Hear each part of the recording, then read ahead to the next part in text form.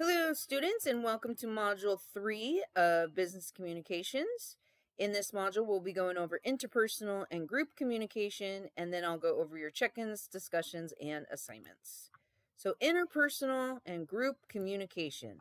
Learning outcomes for this lecture is to explain how behavioral theories about human needs, trust, and disclosure and motivation relate to business communication. Describe the role of nonverbal messages in communication. Identify aspects of effective listening, identify factors affecting group and team communication, discuss aspects of effective meeting management. So let's start with behavioral theories. Interpersonal intelligence. What is that? It's the ability to read, empathize, and understand others. Stroke. Emotional response one gets in a communication interaction. Positively or negatively affects feelings about oneself and others. Do not be so sensitive, though, please, in the business world. You can't be that sensitive. You got to be able to take criticism. Of course, there is a line. If someone's being inappropriate and unprofessional, then that's a different story. But you can't be sensitive when one's criticizing your work to make you better and grow. Situational leadership model. Appropriate style depends on the follower and the task. So you have the directive behavior, which is when leaders give detailed rules and instructions and monitor that they are followed. And then we also have supportive behavior, where the leaders listen, communicate, recognize, and encourage their followers. It needs to have both. Meta-communication is the nonverbal message that accompanies a message that is expressed in words. A kinesic message is visual communications, which could be gestures, winks, smiles, grooming, and other body movements. Vocal communication, intonation, projection, and resonance of the voice. So it's hard to get the vocal communication if you're doing a lot of or visual communication when you're doing a lot of emailing, texting, social media posts, that sort of thing. Some of the characteristics of nonverbal communication is unavoidable, holds different meanings for different people, right? Varies between and within cultures, intentional or intentional, can contradict a verbal message, receives more attention, provides clues about the sender's background and motives, influenced by the surrounding circumstances, can be beneficial or harmful. So some of the types of nonverbal communication could be space, time, physical characteristics, body movements. Now, when I think body movements, I think rolling of the eyes, right? Touch, paralanguage, artifacts, or environment. So the value of time. Here's an example or scenario I'd like to give you. Who are you willing to wait for when it comes to the value of time? And what is your time valued at? So say a doctor for an office visit when you are sick. How long would you wait in the waiting room for your office? Your appointment was at 1 o'clock and it's now 1:30 and you haven't been seen yet. Would you still wait? Say your appointment was at 1 o'clock and it's now 2:30 and you haven't been seen yet. Would you still wait? A potential employer for a job interview, how long do you wait for them if they're running late? I would say 5 minutes max, right? And then you'll have to reschedule. Your significant other or children, how long do you wait for them? Hey, let's go to dinner, guys. All right, let's leave in 10 minutes. 20 minutes later, you're still waiting for your spouse to get ready. How long do you wait? Time is a relevant factor of the communication process in your speech. The best way to show your audience respect is to honor the time expectation associated with your speech. Always try to stop speaking before the audience stops listening. People, you can see it in their eyes when you start losing them, when you're explaining or talking to them, right?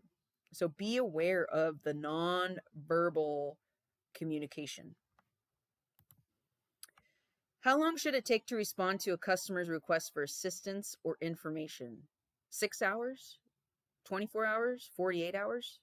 If they call on the phone, how long should they be put on hold while you figure out an answer? Or do you say, I'm going to have to call you back after I get the answer for you? How soon should they expect a response to an email? Across cultures, the value of time may vary. I kind of gave this example again. Mexican Americans may invite you to dinner at 8 p.m., but when you arrive, you're the first guest because it is understood that the gathering doesn't start until after 9 p.m. so they're a little behind on their time.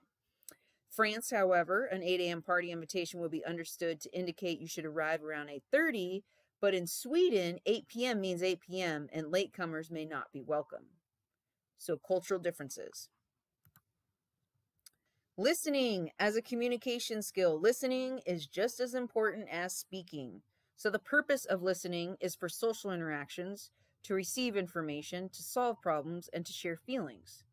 The styles of listening can be casual listening, listening for information, intensive listening, and empathetic listening. Some of the bad listening habits, and I'm guilty of this too, guys, faking attention, allowing disruptions, over-listening, stereotyping, dismissing subjects as uninteresting, failing to observe non-verbal aids. Think about these things next time you're listening to someone. Do they have your full attention? Group communication, increasing focus on groups. So flat organizational structures, individuals take up an expanded role which involves power and authority that surpasses his or her status. Heightened focus on cooperation through open communication and information, and reward systems.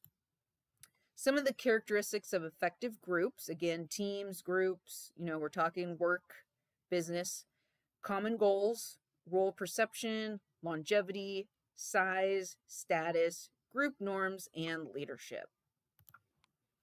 Some of the strategies to organize workers into teams, because we already went over the steps of how to organize the group or the team. So some of the strategies to organize these workers after you have a team is a task force, a quality assurance team, cross-functional team, and a product development team.